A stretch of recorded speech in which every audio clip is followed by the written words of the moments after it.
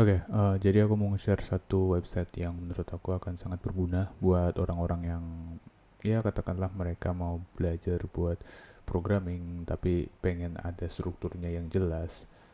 Mungkin buat orang yang pengen interview menghadapi tes pertanyaan-pertanyaan terkait IT tapi takut bisa kemana-mana dan pengen tahu koridornya itu sampai sejauh apa sih. Nah, ini ada website satu yang menurut aku sangat useful, itu namanya Netcode. Netcode ini adalah semacam website untuk tutorial, tapi konsepnya mereka pakai roadmap. Jadi roadmap ini yang bisa dilihat di sebelah kanan. Roadmap ini adalah semacam alur kerja dari awal paling atas sampai ke bawah, yang dimana itu akan ngejelasin oke, kita mulai dari sini, nanti akan bercabang ke mana, ke sini aja, terus kemudian nanti cabangnya akan kemana, dan nanti akhirnya akan kita bisa kebayang secara overall apa sih yang mau kita pelajarin, tanpa kita harus menerka-nerka apa yang kemungkinan bakal keluar, apa yang kemungkinan nggak bakal keluar. Jadi bisa lebih efektif buat belajar kita. Nah, sebenarnya buat website semacam ini itu bukanlah yang pertama. Sebelumnya ada yang namanya LeetCode. Nah, LeetCode ini um, bisa dibilang lebih banyak opsi berbayarnya dibandingin yang free. Makanya kenapa aku di sesi ini aku pengen fokusin buat meng-highlight si netcode ini, karena emang free-nya itu yang bisa langsung kita coba. Dan buat cara mainnya di sini juga simple. Kita cukup pilih aja. Sejauh ini cuma ada 5 sih. Emang masih baru ya aku lihat. Cuman ini bisa kita langsung cek. Nah, misalnya ini belajar algoritma.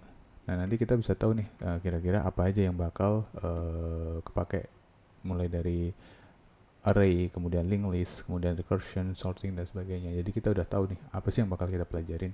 Misalnya katakanlah di sini. Kalau kita klik nanti oke. Jadi nanti kita akan belajar singly linked list. Terus nanti kita akan bisa lihat semacam video Our buat operating system is flow-nya kayak doing gimana. this. Nah, mungkin buat beberapa videonya ada yang harus kita unlimited access macam itu.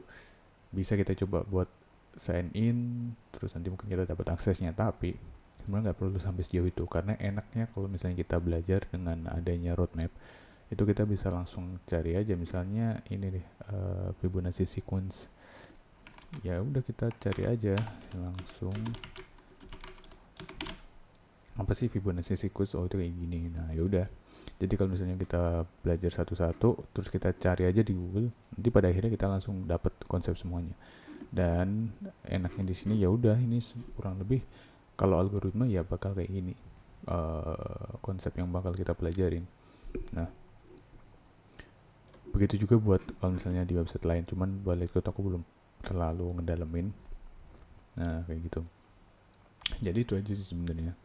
Kita nanti bisa praktis. Nah, ini itu terus roadmapnya ini. Nah, si roadmap ini tadi yang kita pelajarin.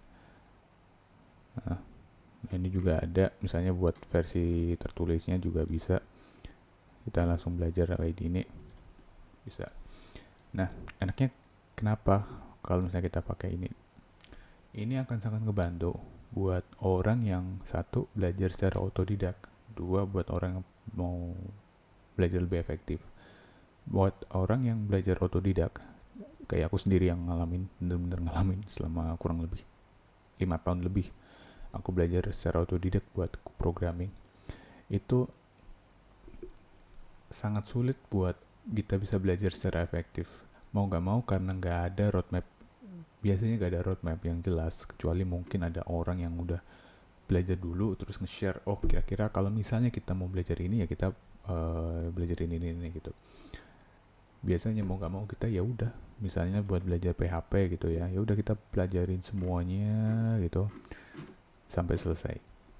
Awal-awal pasti kayak gitu, tapi dengan seiring berjalannya waktu, misalnya di tahun pertama kita kayak gitu, tahun kedua mungkin udah kayak gitu, karena ya kita ditambah dengan pengalaman kita coding, kita bikin project, kita bakal tahu apa yang bakal kepake dan apa yang nggak bakal kepake. Nah, kayak gitu. Nah, terus buat orang yang pengen belajar lebih efektif ya kayak tadi, kita bisa terhindar dari konsep yang sebenarnya berguna cuman belum sesering materi yang lainnya. Misalkan oke, materi ini berguna cuman mungkin secara